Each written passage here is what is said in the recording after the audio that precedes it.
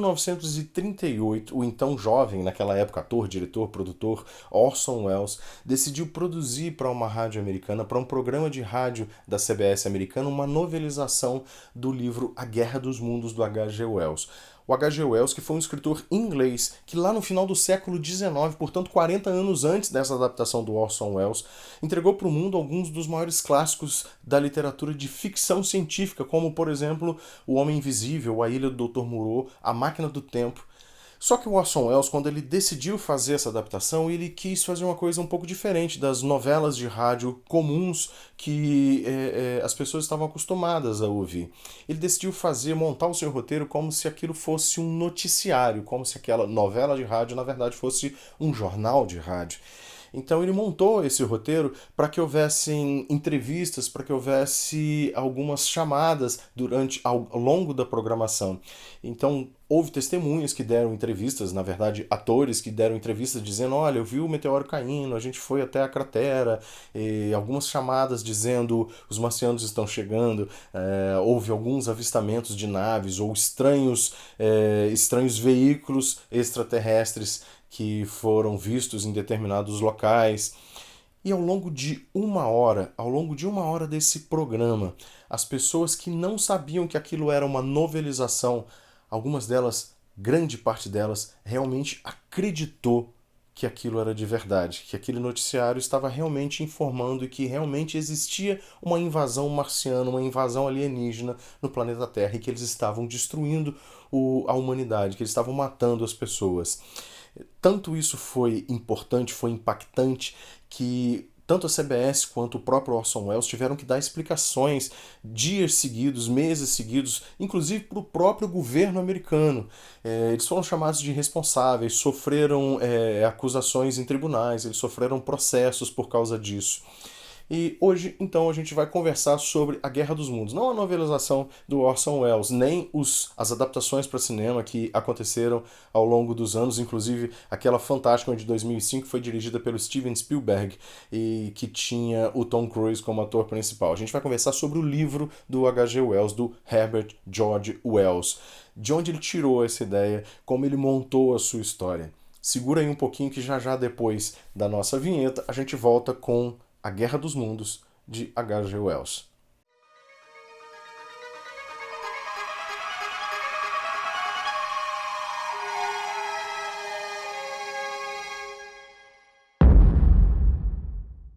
Se você for procurar hoje na internet o Sr. Herbert George Wells, você vai encontrar algumas fotografias desse sujeito que parece um tio bonachão, com um sorriso bem tranquilo, bem meigo, bem carinhoso, com um olhar bem tranquilizador. Só que esse sujeito, esse cidadão de bem inglês, ele costumava aterrorizar os seus vizinhos, contando como é que ele ia escrever uma invasão de marcianos na Terra, como esses marcianos iam não simplesmente colonizar o nosso planeta, mas dizimar a população mundial. Ele costumava contar para esses vizinhos, rindo, como é que cada uma das pessoas ia morrer das formas mais cruéis, das formas mais desesperadoras ao longo dessa invasão alienígena. Ele já era um escritor famoso, ele já era um escritor reconhecido quando ele se mudou para a localidade de Woking, numa região chamada Surrey, lá no sul da Inglaterra. E ele costumava passear pelos campos de bicicleta, ele costumava rodar pelas estradas ao longo das fazendas e olhar as localidades e ficar imaginando como seria essa invasão, o que os marcianos realmente fariam ao longo dessa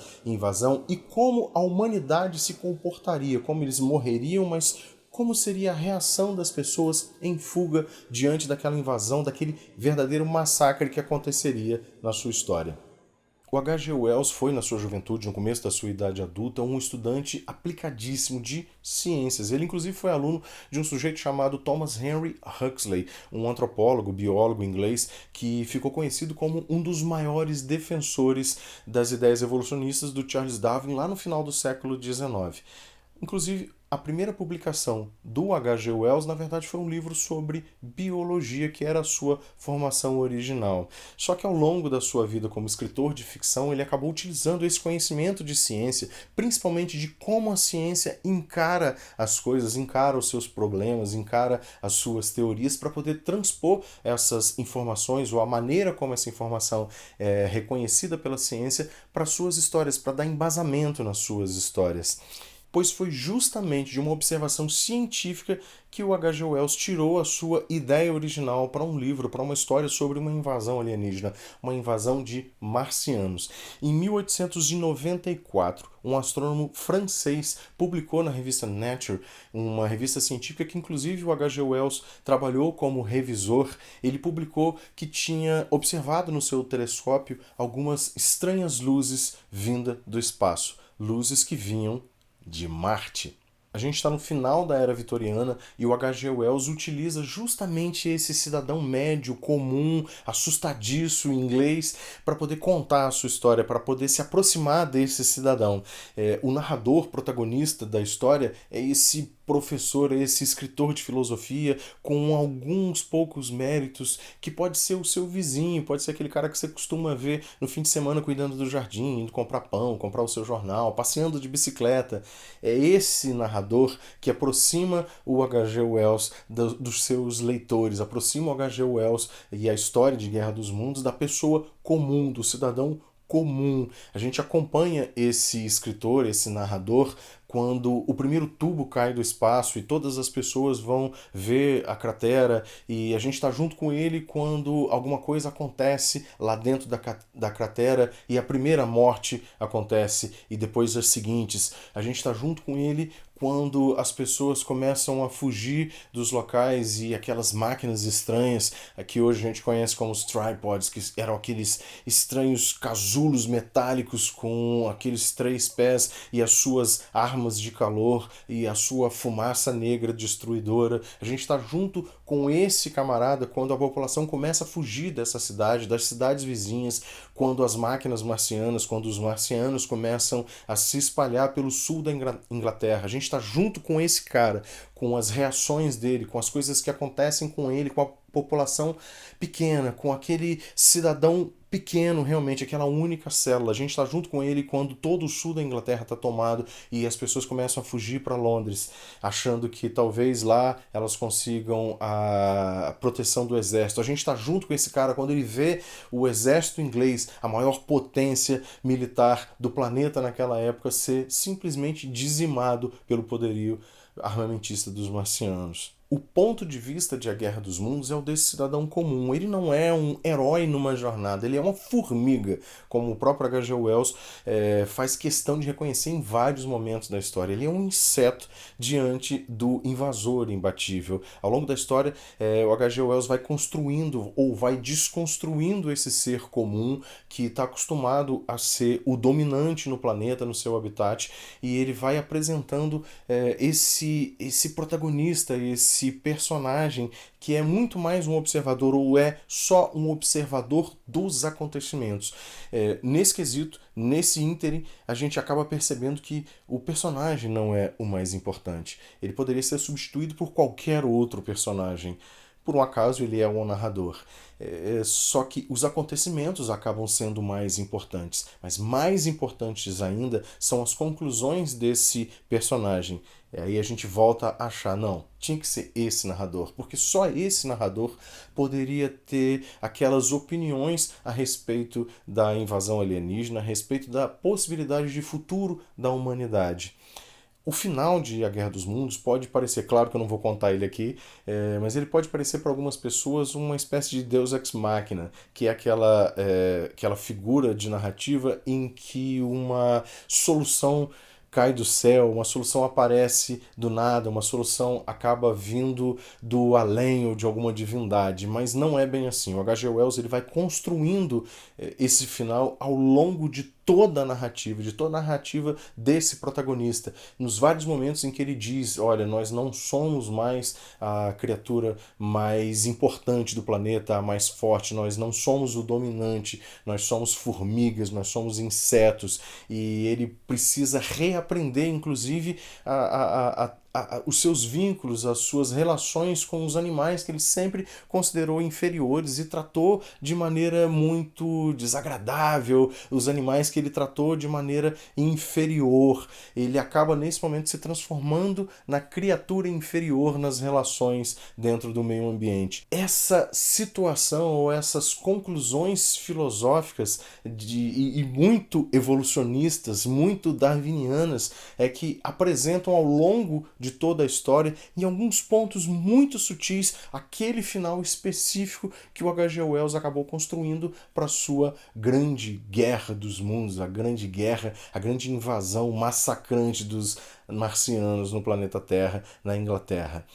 Você precisa ficar muito atento para perceber essas nuances no texto, que é muito, repito, muito darwiniana, para você conseguir chegar a uma conclusão e dizer, não, realmente o final tinha que ser esse, o final precisava ser esse, e ele foi construído para ser dessa maneira. A Guerra dos Mundos é muito mais do que uma aventura de ficção científica escapista para você ler só como diversão e acabar esquecendo a história e o livro depois de algum tempo. Ele traz, por exemplo, alguns questionamentos filosóficos de embate de ciência e religião. Ele traz esse personagem específico, que é um padre que acaba preso em um determinado abrigo com o narrador numa determinada situação, e o narrador esfrega a ciência nos cornos dos leitores, dizendo, olha só, esse personagem, esse padre, que ele tem essas atitudes vis, esse comportamento de barata diante da situação, ele se ajoelha e reza, mas é extremamente hipócrita, ele quer o dele primeiro, ele quer se alimentar primeiro, sem imaginar as consequências ou prever as consequências das suas próprias atitudes. Esse mesmo narrador que esfrega a superioridade da ciência em detrimento da religião, algumas páginas depois, ele mesmo acaba se ajoelhando e pedindo a Deus um final feliz, pedindo a Deus uma salvação, ou que pelo menos a sua morte ou a morte da humanidade seja uma coisa rápida e que tenha realmente um sentido ou um motivo para isso. Ele vive tentando encontrar motivos, ele vive nessa balança, nessa gangorra entre eu sou um cidadão que consigo raciocinar e no final das contas ele acaba se perdendo, a sua racionalidade é simplesmente dizimada junto com a população. Existem outras questões bastante profundas. Por exemplo, o H.G. Wells, muito tempo atrás, há mais de 100 anos, ele já previa alguns comportamentos da humanidade que hoje você assiste, por exemplo, em seriados ou filmes sobre zumbis, em que você vê que os personagens ficam se digladiando, brigando uns com os outros, traindo e matando. Além daquele problema, além do invasor, além do zumbi, a gente tem as consequências dos relacionamentos humanos que os humanos não conseguem se comprometer com a sobrevivência da comunidade, se comprometer com a comunidade. Você assiste um seriado de zumbi e assiste um Walking Dead da vida e acaba pensando, pô, mas será que a humanidade realmente vai ser dessa forma? Será que a humanidade realmente vai se digladiar e um trair o outro e um trapacear o outro e matar o outro cidadão vivo numa situação em que seria melhor se todos se unissem? Pois o H.G. Wells já pensou nisso há mais de 100 anos atrás, no que vai acontecer com a humanidade, no que acontece com um cidadão comum quando ele se pega diante de uma situação extrema, em que não existe possibilidade de salvação, em que as forças maiores com as quais você poderia contar, elas não são suficientes para poder eliminar o problema, eliminar os marcianos, os invasores ou os zumbis. Você já assistiu alguns filmes em que determinados personagens, eles traem os seus pares, a sua humanidade, com o próprio invasor. Isso não precisa ser de um filme de ficção científica de um invasor extraterrestre. Pode ser uma invasão num filme de guerra, por exemplo. A gente tem vários filmes em que determinados personagens são traidores dentro das células dos mocinhos, dos protagonistas. Eles são traidores que acabam se bandeando pro lado dos invasores. Nos filmes de espionagem, isso é muito comum, nas contra-espionagens, nas traições, nos espiões duplos. Nos filmes de guerra, isso também é muito comum. Nos filmes de invasão alienígena, Isso também pode ser comum e o H.G. Wells pensou nisso há mais de 100 anos atrás. E nesse ponto ele utiliza um personagem que é um ex-combatente que o narrador encontra em alguns momentos da trama, em dois momentos distintos da trama. Esse personagem ele apresenta algumas características muito interessantes para você analisar sobre o comportamento humano.